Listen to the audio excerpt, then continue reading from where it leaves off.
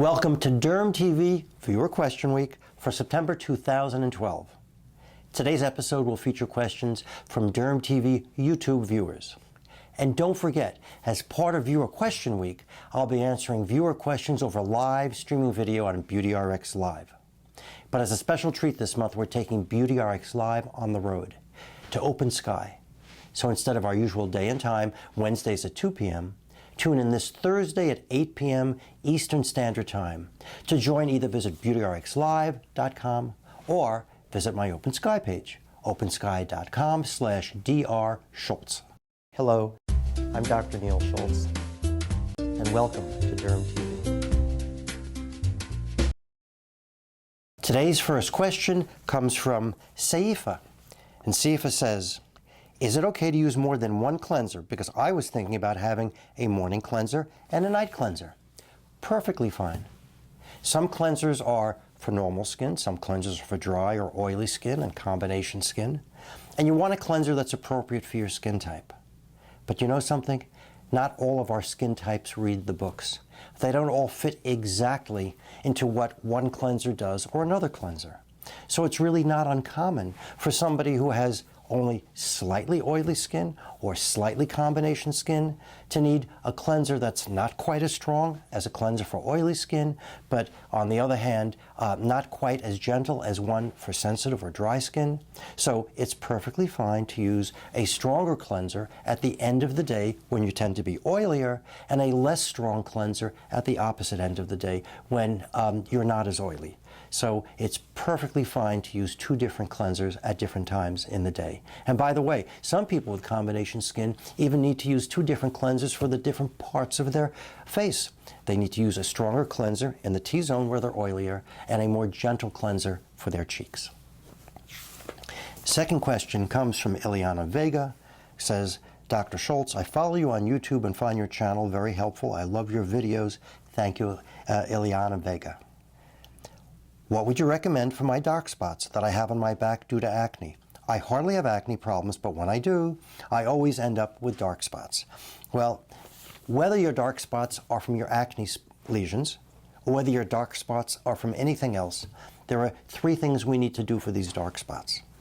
Number one, we need to protect them from the sun, because as good as our bleaches are, and as good as my topical preparations and available products are, for lightening brown, the sun can increase brown faster and more effectively than we can lighten it.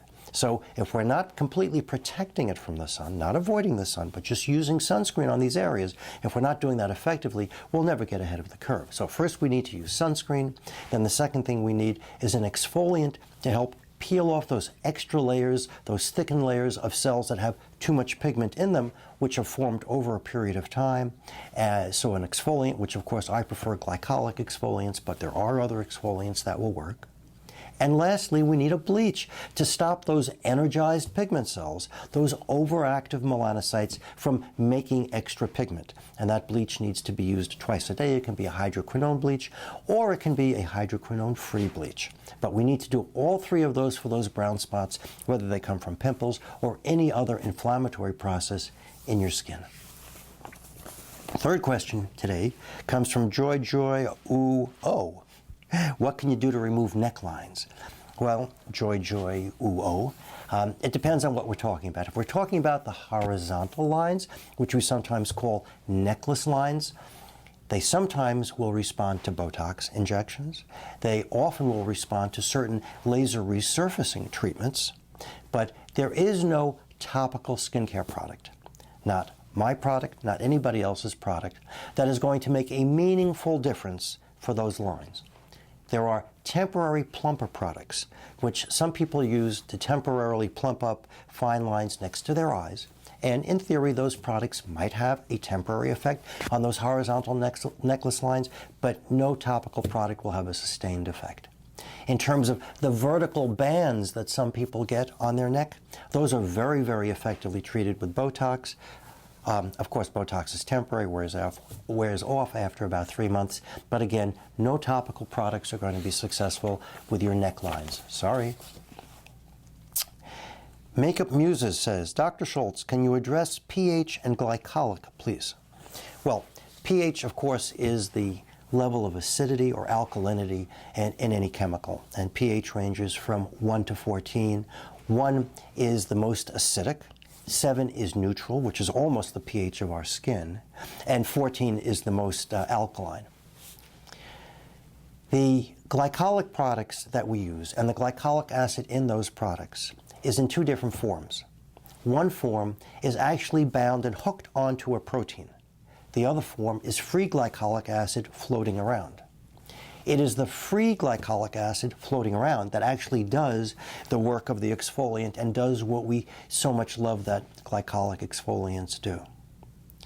The thing that determines how much free glycolic is swimming as opposed to the bound glycolic on the protein is the pH.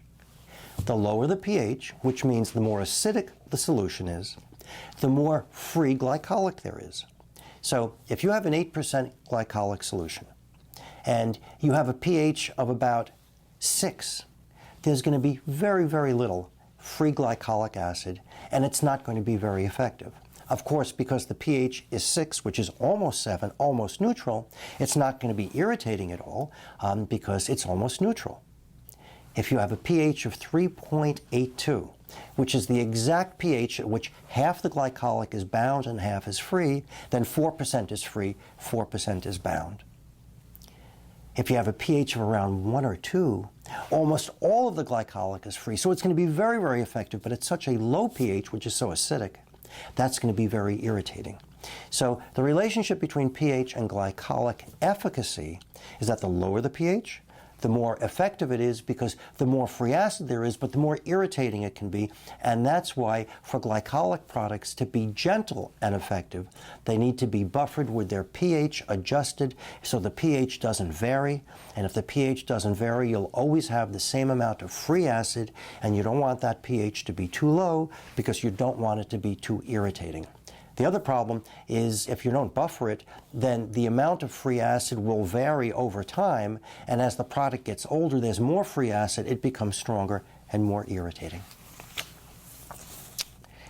Love Nicole 86 asks, I've been seeing a lot about using hydrogen peroxide as a toner to treat acne.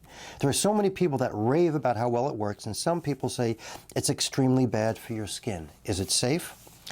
Well, Love Nicole, number one, hydrogen peroxide is not a toner. A toner is a product that is used after a cleanser to augment or synergize with the effect of the cleanser to help remove any residual dead cells, grime, dirt, debris that's left after you use the cleanser, and even to remove any residual cleanser that hasn't come off. So that's the function of a toner.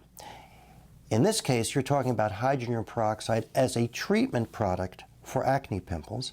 And as a treatment product for acne pimples, I can understand why they can help the acne pimples perhaps get better a little bit faster. But hydrogen peroxide is really a cellular poison. And as we pointed out in the episode, the DermTV episode on hydrogen peroxide, you really don't want to use hydrogen peroxide on skin that is not compromised, skin that hasn't been broken open in which there's dirt. If skin is closed, if skin doesn't have debris that you need to have foreign matter bubbled out and lifted out, hydrogen peroxide really isn't the right product to use. So I would not recommend hydrogen peroxide as either a treatment product or a toner to use for acne. The last question isn't a question. The last question is a comment.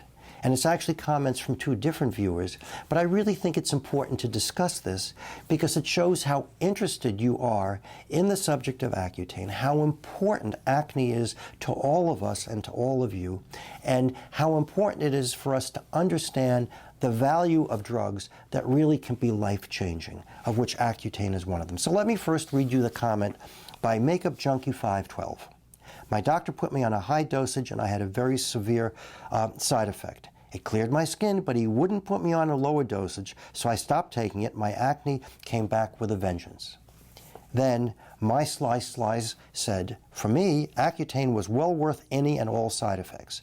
I developed severe acne and ridiculous weight gain after beginning birth control pills. It was the only thing in my life I changed at age 18.